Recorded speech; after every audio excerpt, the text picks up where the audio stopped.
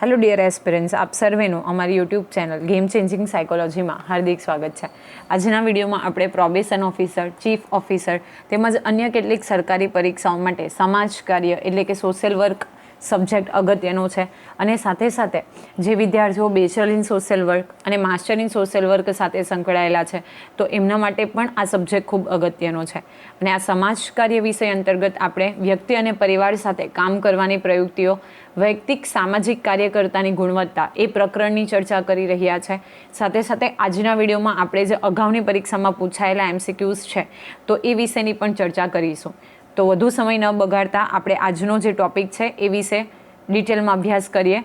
તો આજે અગાઉના વિડીયોમાં આપણે જોયું હતું કે પરિવાર કઈ રીતે ઉપયોગી છે અને સાથે સાથે કાર્યકર્તાની ગુણવત્તા કયા કયા જે ગુણો છે એનામાં હોવા જોઈએ એ વિશેની વિસ્તૃત ચર્ચા આપણે અગાઉના વિડીયોમાં કરી હતી. તો જો તમે અગાઉના વિડીયોઝ જોયા ન હોય તો પ્લેલિસ્ટમાં જઈને એ વિડીયોઝ જોઈ લેજો. હવે આજે આપણે વાત કરવાના છે વૈયક્તિક અને કુટુંબ સાથે કામ કરવાની પ્રયુક્તિઓ. કઈ કઈ રીત છે, કઈ કઈ મેથડ્સ છે જેને આધારે વ્યક્તિ અને કુટુંબ સાથે આપણે કામ કરી શકીએ. તો એ અંગેની પ્રયુક્તિઓ વિશેની આપણે ચર્ચા કરીએ. તો વૈયક્તિક સામાજિક સેવા કાર્યમાં સેવાર્થીને તેની સમસ્યામાંથી મુક્ત કરવા માટે કાર્યકર પાસે વ્યક્તિ અને કુટુંબ સાથે કામ કરવાની પ્રયુક્તિઓનું જ્ઞાન અને કુશળતા હોવી જોઈએ. તો બેઝિકલી કોઈ પણ વ્યક્તિ જે છે એ વૈયક્તિક સામાજિક સેવા કાર્ય સાથે સંકળાયેલી છે તો એને સમસ્યામાંથી મુક્ત કરવા માટે કાર્યકર પાસે વ્યક્તિ અને સાથે સાથે કુટુંબ સાથે કામ કરવાની પ્રયુક્તિઓનું જ્ઞાન અને કુશળતા હોવી જોઈએ. કોઈક વ્યક્તિ એટલે કે સેવાર્થી સાથે તમે કેવી રીતે ડીલ કરશો, પ્લસ જે તે કુટુંબ સાથે સંકળાયેલી વ્યક્તિ છે તો કુટુંબ સાથે તમે કઈ કઈ ડિસ્કશન કરીને કઈ કઈ બાબતો મેળવી શકો, કેવી રીતે ડિસ્કશન કરી શકાય, તો એ અંગેનું જ્ઞાન અને કુશળતા સામાજિક કાર્યકર્તા પાસે હોવી જોઈએ. જેથી કાર્યકર્તા સેવાર્થીને તેની સમસ્યામાંથી બહાર લાવી સમાજમાં સ્વમાન અને ગૌરવભેર જિંદગી જીવતો કરી શકે અને સમાજમાં તેનું પુનઃસ્થાપન થઈ શકે. જો બેઝિકલી એ સ્કિલ છે તો શું થશે, તો એ સમસ્યામાંથી પણ બહાર લાવી શકાશે અને સાથે સાથે સમાજમાં એને સન્માન અને ગૌરવભેર જિંદગીથી જીવતો કરી શકે. ઓકે, ડિગ્નિટીથી એ વ્યક્તિ એની લાઈફ છે એ સ્પેન્ડ કરતો થઈ જાય, સાથે સાથે તેનું પુનઃસ્થાપન કરી શકાય. વ્યક્તિ અને કુટુંબ સાથે કામ કરવાની નીચે મુજબની પ્રયુક્તિઓનું જ્ઞાન અને કુશળતાનું જ્ઞાન વૈયક્તિક સામાજિક કાર્યકર પાસે હોવું જોઈએ. તો કઈ કઈ બાબતોનું જ્ઞાન હોવું જોઈએ તો એ વિશેની આપણે ચર્ચા કરીએ. તો પહેલું છે સેવાર્થીની સમસ્યા પર ધ્યાન કેન્દ્રિત કરવાની પ્રયુક્તિ. કોઈ પણ સેવાર્થી છે તો એની જે સમસ્યાઓ છે તો એના ઉપર ધ્યાન કેન્દ્રિત કરવું એટલે કે ફોકસ કરવાની પ્રયુક્તિ. કોઈ પણ સેવાર્થી કાર્યકર્તા પાસે આવે અથવા કાર્યકર્તા સેવાર્થી પાસે જાય તો ત્યારે સેવાર્થી અને કાર્યકર્તા બંને ધ્યાન સમસ્યાની ગંભીરતા, તેના ઉકેલો, તેના માટે ઉપલબ્ધ સંસાધનો પર કેન્દ્રિત કરવાની પ્રયુક્તિનું જ્ઞાન કાર્યકરને હોવું જોઈએ, જેથી સમસ્યા ઉકેલ દિશામાં આગળ વધારી શકાય. જો માનો કે કોઈ સેવાર્થી છે કાર્યકર્તા પાસે આવે છે અથવા તો કાર્યકર્તા એના ઇન્ટરવ્યૂ પર્પઝથી સેવાર્થી પાસે જાય છે તો ઇન બોથ ધી કેસીસ જે સમસ્યાની ગંભીરતા છે, કયા પ્રકારની સમસ્યા છે તો એનો ઉકેલ કઈ રીતે લાવી શકાય, એના માટે આપણી પાસે અવેલેબલ રિસોર્સિસ કયા કયા છે એટલે કે સંસાધનો, તો આ બધી જ બાબતો ઉપર ધ્યાન કેન્દ્રિત કરવાનું અને એ અંગેનું જે જ્ઞાન છે એ કાર્યકર પાસે હોવું જોઈએ, જેથી કરીને સમસ્યાનો ઉકેલ યોગ્ય દિશામાં આગળ વધારી શકાય. સેકન્ડ નંબર છે નિરીક્ષણની પ્રયુક્તિ. ઓકે, ઓબ્ઝર્વેશન સ્કિલ હોવી જોઈએ. તો વૈયક્તિક સામાજિક કાર્યકર્તા ઘણી બધી માહિતી નિરીક્ષણ દ્વારા એકત્રિત કરવાની હોય છે. તો જે આ વૈયક્તિક સામાજિક કાર્યકર્તા છે એણે ઘણી બધી માહિતી જે છે ઓબ્ઝર્વેશન દ્વારા એટલે કે નિરીક્ષણ દ્વારા એકત્રિત કરવાની હોય છે. કાર્યકરમાં સેવાર્થીની સમસ્યા સંદર્ભે સૂક્ષ્મ નિરીક્ષણ એટલે કે કીન ઓબ્ઝર્વેશન કરવાની પ્રયુક્તિઓનું જ્ઞાન હોવું જોઈએ, જેનાથી તે સેવાર્થીને જે માહિતી આપે છે તે અંગે યોગ્ય છે કે અયોગ્ય તેનો અંદાજો લગાવી શકાય. જો કીન ઓબ્ઝર્વર હોવા જોઈએ. જરૂરી નથી કે સેવાર્થી આપણી પાસે આવ્યો છે અથવા આવી છે તો એ બધી જ માહિતી સાચી આપશે. ઘણી વખત એવું હોય કે આપણને ગેરમાર્ગે દોરી શકે. તમને ખબર હશે, કદાચ માની લે કે આપણે એક્ઝામ્પલ આપીએ કે તમે કોઈ ટીચિંગ પ્રોફેશન સાથે સંકળાયેલા છો, તમે કોઈક વિદ્યાર્થીને બોલાવો, ફરિયાદ આવે, કમ્પ્લેન આવે તો જરૂરી નથી સ્ટાર્ટિંગમાં શું કરશે વિદ્યાર્થી તમને ફેરવશે. ઓકે, ખોટી માહિતી આપશે. પછી તમે કમ ટુ ધ પોઈન્ટ ઉપર સાચી માહિતી જે છે એ મેળવી શકો. તો અહીંયા પણ જરૂરી નથી કે સેવાર્થી જે વ્યક્તિ આપણી પાસે આવી છે એ આપણને બધી જ માહિતી છે એ સાચી આપશે. તો એ માહિતી જે આપણને મળે છે કેટલા અંશે યોગ્ય છે, કેટલા અંશે અયોગ્ય છે, તો એ અંગે સૂક્ષ્મ નિરીક્ષણ એટલે કે કીન ઓબ્ઝર્વેશન કરવાનું આપણી પાસે જ્ઞાન હોવું જોઈએ, જેથી કરીને આપણે અંદાજો લગાવી શકીએ. નેક્સ્ટ છે વર્ણન કરવાની પ્રયુક્તિ. તો વૈયક્તિક સામાજિક કાર્યકર્તાએ સેવાર્થીને તેની સમસ્યામાંથી મુક્ત કરવાની પ્રક્રિયા કરતો હોય સમસ્યા ઉદ્ભવ પાછળના કારણો, ઉપલબ્ધ સંસાધનો, ઉકેલો વગેરે સંદર્ભમાં યોગ્ય રીતે રજૂ કરી શકે તે માટે કાર્યકરની રજૂઆત એટલે કે વર્ણન કરવાની પ્રયુક્તિનું જ્ઞાન હોવું જોઈએ. અગેન ખૂબ ઇમ્પોર્ટન્ટ છે. ઓકે, સમસ્યામાંથી મુક્ત કરવાની પ્રક્રિયા સાથે સંકળાયેલો હોય છે. તો સમસ્યા કયા કારણે ઉદ્ભવી છે, કયા કયા ઉપલબ્ધ સંસાધનો એટલે કે રિસોર્સિસ આપણી પાસે અવેલેબલ છે, એનું કેવી રીતે સોલ્યુશન લાવી શકાય એટલે કે ઉકેલ કઈ રીતે લાવી શકાય, કઈ રીતે એને પ્રેઝન્ટ કરી શકાય, રજૂ કરી શકાય, આ બધી જ વસ્તુઓ એટલે કે જે વર્ણન કરવાનું છે તો એ અંગેની પણ એનામાં પ્રયુક્તિ, આવડત, સ્કિલ જે છે એ હોવી જોઈએ. તો જે સમસ્યા છે એને આપણે વધુ અસરકારક રીતે ટેકલ કરી શકીએ. નેક્સ્ટ છે મુલાકાત કરવાની પ્રયુક્તિ. તો સેવાર્થીની સમસ્યાનો ઊંડાણપૂર્વક અભ્યાસ કરી તેનું યોગ્ય નિદાન કરી શકાય તે માટે મુલાકાત ખૂબ જ અગત્યનું માધ્યમ છે. ઓકે, કોઈ પણ સમસ્યા છે તો એનો ઊંડાણપૂર્વક અભ્યાસ કરી શકાય એટલે કે ડીપમાં એનું ઓબ્ઝર્વેશન કરી શકાય અને યોગ્ય સોલ્યુશન લાવી શકાય એ માટે મુલાકાત ખૂબ અગત્યનું માધ્યમ છે. મુલાકાત દરમિયાન કાર્યકર અને સેવાર્થી વચ્ચે સમસ્યાના સંદર્ભમાં વાર્તાલાપ થાય તો જ સેવાર્થીની સમસ્યાનો ઊંડાણપૂર્વક અભ્યાસ કરી શકાય છે. આથી કાર્યકરને મુલાકાત કરવાની પ્રયુક્તિની જાણકારી હોવી જોઈએ. ઓકે, તો બેઝિકલી જ્યારે તમે મુલાકાત કરશો એટલે કે જ્યારે ઇન્ટરવ્યૂ લેશો ઓરએલ્સ તમે વ્યક્તિ સાથે વાતચીત કરશો તો શું કરીશું કે સેવાર્થીની જે સમસ્યા છે એના ઊંડાણપૂર્વકનો એટલે કે ડીપ જે નોલેજ છે આપણને પ્રાપ્ત થાય છે અને એટલા માટે મુલાકાત કરવાની જે પ્રયુક્તિ છે, સ્કિલ છે, તો એ વિશે પણ આપણામાં જાણકારી હોવી જોઈએ. તમે કેવી રીતે પ્રશ્નની ઝાડમાં કોઈક વ્યક્તિને ઇન્વોલ્વ કરીને માહિતી મેળવી શકો છો. ઓકે, તો એ પણ એક ખૂબ અગત્યનું છે. તમે કદાચ જે ઇન્ટરવ્યુઅર હોય તો એને જોયા હશે એ કેવા પ્રશ્નો પૂછે છે અને ફાઇનલી તમને ઇનડાયરેક્ટ વેમાં તમારી પાસે ઘણી બધી વસ્તુ જે છે કઢાવી દે છે. તો આ મુલાકાત કરવાની પ્રયુક્તિ છે એ પણ ખૂબ અગત્યની છે. નેક્સ્ટ છે દરમિયાનગીરી માટે નેટવર્કની પ્રયુક્તિ.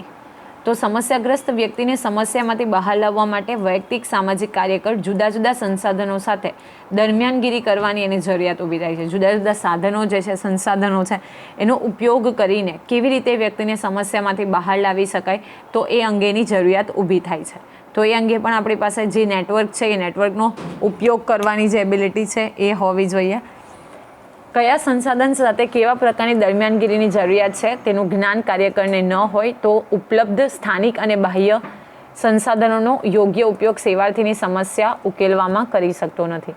માનો તમારી પાસે બધું છે પરંતુ તમને એનો ઉપયોગ ક્યારે અને કેવી રીતે કરવાનો છે એની જ માહિતી નથી તો તમારી પાસે જે કોઈ વસ્તુ છે એ નકામી છે. માનો કે તમારી પાસે ઘણા પૈસા છે પણ પૈસાનો ઉપયોગ કેવી રીતે કરવો, ક્યાં કરવો, તો એ વિશે તમારી પાસે નોલેજ નથી, તમે પૈસા ઉડાડો છો બેફામ, તો એનો કોઈ મતલબ નથી. તો આથી વૈયક્તિક સામાજિક કાર્યકર્તા પાસે દરમિયાનગીરી કરવા માટે નેટવર્ક ઊભું કરવાની પ્રયુક્તિનું જ્ઞાન હોવું જોઈએ. ઓકે, કેવી રીતે તમે ચેઇન કરી શકો, નેટવર્ક ઊભું કરી શકો, તો એ અંગેનું પણ એની પાસે જ્ઞાન હોવું જોઈએ. હવે જોઈએ કામની વહેંચણીની પ્રયુક્તિ. ઓકે, આ ખૂબ અગત્યનું છે. માનો કે તમે એક ઊંચી પોસ્ટ ઉપર છો તો તમે કેવી રીતે કામની વહેંચણી કરશો, કેવી રીતે જે કામ છે એને ડિવાઈડ કરશો, તો એ પણ અગત્યનું છે. તો સેવાર્થીને સમસ્યામાંથી મુક્ત કરવા માટે તમામ કાર્ય વૈયક્તિક સામાજિક કાર્યકર્તા કરી શકતો નથી. એક વ્યક્તિ ઓલરાઉન્ડર તરીકે બધા કાર્ય નથી કરી શકતો. આથી સેવાર્થીને સમસ્યામાંથી બહાર લાવવા માટે કામની વહેંચણી કરવી પડે છે. તો એને શું કરીશું, આપણે કામને ડિવાઈડ કરી લઈશું. જેમ કે સેવાર્થીને સમસ્યામાંથી મુક્ત કરવા કુટુંબની શું ભૂમિકા હશે, તેના મિત્ર વર્તુળની શું ભૂમિકા હશે, તેના શાળા કોલેજની શું ભૂમિકા હશે, સ્થાનિક અને બાહ્ય સંસાધનોની શું ભૂમિકા હશે વગેરે બાબતો અંગે કાર્યકર્તાએ કામની વહેંચણી કરવી આવશ્યક બને છે. આથી કાર્યકરમાં કામની વહેંચણી કરવાની પ્રયુક્તિનું જ્ઞાન પણ હોવું જોઈએ. જો કોઈ કાર્યકર્તા છે એની પાસે સેવાર્થી આવે છે તો એનો જે પ્રોબ્લેમ છે એ હરેક 360 ડાયમેન્શનથી તમારે સોલ્વ કરવો પડશે. તો એમાં કુટુંબની શું ભૂમિકા હશે, તો એ કુટુંબ અંગે માહિતી મેળવવા માટે તમે કોઈક વ્યક્તિને વર્ક આપશો. શાળા કોલેજની શું ભૂમિકા છે એના અંગે કોઈકને વર્ક આપશો. ઓકે, સ્થાનિક કે બાહ્ય સંસાધનોની શું ભૂમિકા હશે, તો એવી રીતે જે કામ છે એની વહેંચણી કરવી પડશે. પછી છે વ્યક્તિગત પરામર્શન માટે કુટુંબને પૂછવાના પ્રશ્નોની પ્રયુક્તિ. જો વ્યક્તિગત પરામર્શ કરવું છે તમારે તો કુટુંબ, આપણે અગાઉના વિડીયોમાં પણ જોયું હતું આ ચેપ્ટરની સ્ટાર્ટિંગમાં કે કુટુંબ એક ખૂબ અગત્યનો રોલ પ્લે કરે છે. તો તમે કુટુંબને કેવી રીતે પ્રશ્ન પૂછી શકો તો એ અંગેની પણ સ્કિલ હોવી જોઈએ. જ્યારે સેવાર્થી વ્યક્તિ હોય ત્યારે તેની સમસ્યામાંથી બહાર લાવવા માટે પરિવાર સાથે કાર્ય કરે ઊંડાણપૂર્વક કામ કરવાની જરૂરિયાત ઊભી થાય છે. કારણ કે સેવાર્થીની સમસ્યા ઊભી થવા પાછળ પારિવારિક વાતાવરણ, પર્યાવરણ કેટલું જવાબદાર છે તે જાણી સમસ્યાનો યોગ્ય અભ્યાસ કરી યોગ્ય નિદાન કરી શકે એ માટે પરિવારને કેવા પ્રશ્નો પૂછવાની જરૂરિયાત છે એની પણ પ્રયુક્તિ હોવી જોઈએ. ઓકે, જનરલી જે કોઈ પ્રોબ્લેમ ઊભા થયા છે એ પારિવારિક એટલે કે ફેમિલી ઇશ્યુઝ, ફેમિલી એટમોસ્ફિયરને લઈને થયા છે. એના માટે પર્યાવરણ એટલે કે એન્વાયરમેન્ટ કેટલી હદે જવાબદાર છે. સાથે સાથે એનો અભ્યાસ કરીને પરિવારને તમે કેવા પ્રકારના પ્રશ્નો પૂછી શકો જેથી કરીને પ્રશ્નોનું સમાધાન કરી શકાય. તો આ બધી વસ્તુઓ જે છે એ અંગેનું નોલેજ પણ કાર્યકર પાસે હોવું જોઈએ, જેથી કરીને આપણે યોગ્ય પ્રશ્નના નિરાકરણ સુધી પહોંચી શકીએ.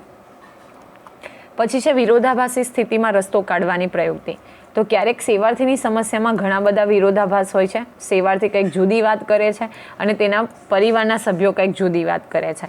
ત્યારે સત્ય હકીકત શું છે તે જાણવું કાર્યકર માટે મુશ્કેલ બની જાય છે. જો તમે કદાચ CIDમાં પણ જોયું હશે, દરેક વ્યક્તિ અલગ અલગ માહિતી આપતી હોય. તો અહીંયા પણ છે કે સેવાર્થી કંઈક અલગ કહેતો હશે, પરિવારના સભ્યો કંઈક અલગ વાતો કહેતા હશે. તો એને આધારે સત્ય શું છે તો એ જાણવું જે છે એ કાર્યકર માટે થોડું ડિફિકલ્ટ બની જાય છે. ક્યારેક એવું પણ બને છે કે સમસ્યાના સંદર્ભમાં વાર્તાલાપ દરમિયાન પરસ્પર ગુસ્સો પણ પ્રદર્શિત કરે છે અને ક્યારેક તેની સ્થિતિ નિયંત્રણ બહાર પણ જવાની સંભાવના રહે છે. આવી સ્થિતિમાં કાર્યકર યોગ્ય રસ્તો કાઢી શકે તે પ્રકારની પ્રયુક્તિનું જ્ઞાન પણ હોવું જોઈએ. ઓકે, ઘણી વખત ગુસ્સો થાય, ઓકે, પરિસ્થિતિ જે છે એ નિયંત્રણ બહાર થઈ જાય, બધી બાજુથી અલગ અલગ ઇન્ફોર્મેશન મળતી હોય, તો આ વિરોધાભાસ જ્યારે પરિસ્થિતિ હોય તો એમાંથી પણ રસ્તો કાઢવા અંગે એના પાસે કેપેબિલિટી હોવી જોઈએ. વ્યૂહાત્મક મૂલ્યાંકન પ્રયુક્તિ. તો સેવાર્થીને સમસ્યા મુક્ત કરવા માટે કાર્યકરે દરેક સ્તરે વ્યૂહરચનાથી કામ કરવાની જરૂરિયાત રહે છે. અલગ અલગ સ્ટ્રેટર્જીનું બનાવી અને અલગ અલગ સ્ટ્રેટર્જીથી કામ કરવું તો એની પણ જરૂરિયાત છે. કારણ કે સેવાર્થીની જે કંઈ સમસ્યા છે તે ગોપનીય રહે એટલે કે સિક્રેટ રહે અને પરસ્પર વિશ્વાસ ટકી રહે, તેમજ સેવાર્થી કાર્યકર ઉપર આશ્રિત ન બને તે માટે કાર્યકર વ્યૂહરચના અપનાવે છે. ઓકે, એ જે ઇન્ફોર્મેશન છે ટોટલી સિક્રેટ રહે, પ્લસ જે વિશ્વાસ છે બંને વચ્ચેનો સેવાર્થી અને કાર્યકરનો એ જે બોન્ડ છે એ પ્રોપર ટકી રહે.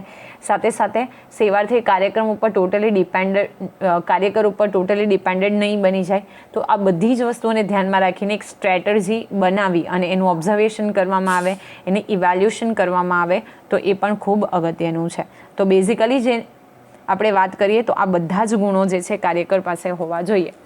સેવાર્થીની સમસ્યા ઉકેલ માટે સ્થાનિક અને બાહ્ય સંસાધનો સાથે જે પણ કરાર કરવામાં આવ્યો હોય તે પ્રમાણે અમલીકરણ થાય છે કે કેમ, સેવાર્થી તે પ્રમાણે અનુસરે છે કે કેમ વગેરે બાબતોનું કાર્યકરે મૂલ્યાંકન કરતા રહેવું પડે છે. તમે સ્ટ્રેટર્જી તો બનાવી લીધી, પણ એ સ્ટ્રેટર્જી કેટલા હદે ફોલો થાય છે, ઓકે, એ પ્રમાણે ફોલો કરે છે કે કેમ એ બાબતોનું પણ મૂલ્યાંકન જે છે કાર્યકરે ચોક્કસ સમયને અંતે કરતું રહેવું પડે છે, જેથી સેવાર્થીને સમસ્યા મુક્ત કરવાની સ્થિતિની જાણકારી મેળવી શકાય છે અને અન્ય સંસાધનોની મદદથી જરૂરિયાત હોય તો પણ મેળવી શકાય છે. આ માટે કાર્યકર્તા પાસે વ્યૂહાત્મક મૂલ્યાંકનની પ્રયુક્તિનું જ્ઞાન હોવું જોઈએ. ઓકે, તમે જે સ્ટ્રેટર્જી બનાવી છે ફોલો થાય છે કે કેમ, એનાથી સમસ્યાનું સોલ્યુશન આવે છે કે કેમ, તો એ બધી વસ્તુઓની માહિતી પણ મેળવી શકાય છે અને સાથે સાથે મૂલ્યાંકન પણ કરી શકો છો. ઘણી વખત તમે એવું હોય કે આપણે જે સ્ટ્રેટર્જી બનાવી હોય ફોલો કરતા હોય પણ એ સ્ટ્રેટર્જી પ્રોપરલી આપણને રિઝલ્ટ ન આપી શકે, તો એવી કન્ડિશનમાં તમારે સ્ટ્રેટર્જી ચેન્જ કરવી પડે. તો અહીંયા પણ એ બધી વસ્તુઓનું ઓબ્ઝર્વેશન કરવામાં આવે એ જરૂરી છે. ટૂંકમાં વૈયક્તિક સામાજિક કાર્ય કરે સેવાર્થીને તેની સમસ્યામાંથી મુક્ત કરીને સ્વમાન અને ગૌરવભેર જિંદગી જીવી શકે અને ભવિષ્યમાં તે આવી સમસ્યાઓનો ભોગ ન બને, અને જો સમસ્યાનો ભોગ બને તો તે હિંમતભેર તેનો સામનો કરી સમસ્યા બને તે રીતે સેવાર્થીને તૈયાર કરવાનો હોય છે. આ માટે વૈયક્તિક સામાજિક કાર્યક્રમમાં દરેક પ્રયુક્તિઓનું જ્ઞાન હોવું જોઈએ, જે આપણે ડિસ્કશન કરી એ પ્રયુક્તિનું. જો બેઝિકલી મેઇન એમ શું હોય છે કે સમસ્યામાંથી મુક્ત કરીને એને સ્વમાન, ડિગ્નિટી સાથે પોતાની લાઈફ સ્પેન્ડ કરી શકે. પ્લસ જો ભવિષ્યમાં ફરીથી કોઈક આવા પ્રકારની સમસ્યા ઉદ્ભવે તો એ હિંમતભેર એનો સામનો કરે, એ જે પરિસ્થિતિ ઉદ્ભવી છે, જે પ્રોબ્લેમ ક્રિએટ થયો છે તો એમાંથી એ બહાર આવે. તો આ બધી વસ્તુઓ સેવાર્થીએ શીખે અને સાથે સાથે એ પોતાની જિંદગી છે એ સારી રીતે ગૌરવભેર જીવી શકે, સ્વમાન સાથે જીવી શકે, તો એ વિશે એને રેડી કરવો એ કાર્યકરની ખાસ ફરજ છે. તો આજે બેઝિકલી આપણે જે 9 પ્રયુક્તિની એટલે કે બેઝિકલી સ્કિલ્સની વાત કરી એ દરેક કાર્યકર પાસે હોવી જોઈએ, જેથી કરીને પ્રશ્નોનું યોગ્ય રીતે નિવારણ કરી શકે. હવે આપણે જોઈએ કે આ ચેપ્ટરમાંથી કયા પ્રશ્નો અગાઉ પૂછાયા છે. તો વ્યક્તિ જન્મથી મૃત્યુ પર્યંત કોની સાથે જોડાયેલો હોય છે? કુટુંબ સાથે, સમાજ સાથે, મિત્ર સાથે કે સામાજિક સંસ્થા સાથે? સો here the correct answer is કુટુંબ સાથે. જન્મથી લઈને મૃત્યુ પર્યંત કોની સાથે જોડાયેલો હોય છે? કુટુંબ સાથે. કોની સ્વીકૃતિ કરવી એ સામાજિક વૈયક્તિક સેવા કાર્યનું પાયાનું મૂલ્ય છે. મેં તમને ટોપિક કરાવ્યો ત્યારે જ કીધું હતું. તો વંચિત અને પછાત સમુદાય, તો ઓફકોર્સ યર્સ. ગંભીર ગુનો કરનાર, તો ઓફકોર્સ યર્સ. અત્યાચાર અને શોષણનો ભોગ બનેલા, તો ઓફકોર્સ યર્સ. તો here the correct answer is D. આ ઉપરોક્ત તમામ એટલે જે વંચિત અને પછાત સમુદાય છે, ગંભીર ગુનો કર્યો છે જે કોઈક વ્યક્તિએ, અત્યાચાર અને શોષણનો ભોગ બનેલા છે, તો આ દરેકને આપણે શું કરવું પડશે? સ્વીકૃતિ એટલે કે એમનું એક્સેપ્ટન્સ કરવું પડશે એઝ અ કાર્યકર્તા. નેક્સ્ટ છે કયા ગુણના કારણે કાર્યકર ખોટું કરતા ભય અને ખચકાટની લાગણી અનુભવે છે? તો પ્રામાણિકતા, સન્માન, જિજ્ઞાસાવૃત્તિ અને સહાનુભૂતિ. તો here the correct answer is સહાનુભૂતિ. મેં તમને કરાવ્યું હતું કે જ્યારે સેવાર્થી કાર્યકર પાસે આવે છે તો ત્યારે એ પોતાની જાતને ત્યાં મૂકીને જોશે, જેથી કરીને જે લાગણી છે એ જન્મશે અને ખાસ કરીને એ કોઈ વસ્તુ ખોટું ન કરે અને સાથે સાથે એ ભય અને ખચકાટની લાગણી અનુભવશે જ્યારે કોઈ ખોટું પગલું લે છે. તો કેટલાક સેવાર્થી સમાજથી તિરસ્કૃત થયેલા હોય છે તેવા સેવાર્થીઓ સાથે કાર્યકરે કેવો વ્યવહાર કરવો જોઈએ? તો સ્વનિયંત્રણ એ તો પોતાના કાર્યકરે કરવાનું છે, એની જાત ઉપર.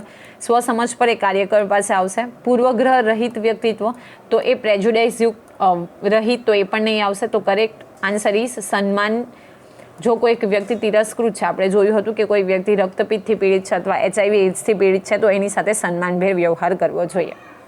આ જ વિડીયોમાં આપણે ચર્ચા કરી કે સેવાર્થીની સમસ્યા પર ધ્યાન કેન્દ્રિત કરવાની પ્રયુક્તિઓ કેટલી છે? તો ટોટલ 9 પ્રયુક્તિઓ છે. ઓકે, તો આ પણ ક્વેશ્ચન જે છે અગત્યનો છે. તો આશા રાખું છું કે આ વિડીયોમાં તમને સમજ પડી હશે અને આવા જ વધુ વિડીયોની અપડેટ્સ મેળવવા માટે even you can subscribe our YouTube channel game changing psychology. Thank you for watching the video. Have a nice day.